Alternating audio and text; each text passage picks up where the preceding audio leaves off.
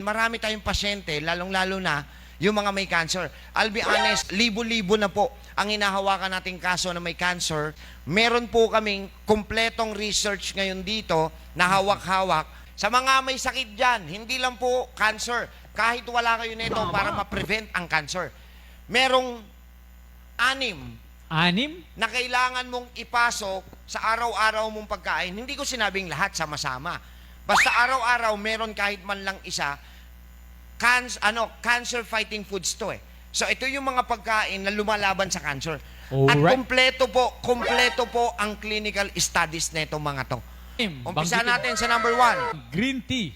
Ang green tea daw ay napakahusay sa cancer kasi naglalaman po siya ng EGCG, Epigallio Catechin Gallate, okay? Dahil dito sa EGCG na to, nakita po sa clinical study niya na nagtatanggal po siya, na magaling po siya sa pamamaga, anti-inflammatory, nakakatulong siya para bumagsak ang timbang, bumaba, pumayat. O kaya pala marami nag-green tea. Yun! At nakaka-prevent siya ng iba't ibang klase ng sakit sa puso at utak. Ayun. So, yun. So, Green pwede tea. kayo mag-green tea, Doc. Gaano kadalas kami pwedeng uminom ng green tea? Wala namang problema, tsa ayan. Pero ang suggestion, rekomendasyon ni Doc Atoy, 2 hanggang 3 cup lang ng green tea a day will Okay definitely na. help you. Yeah.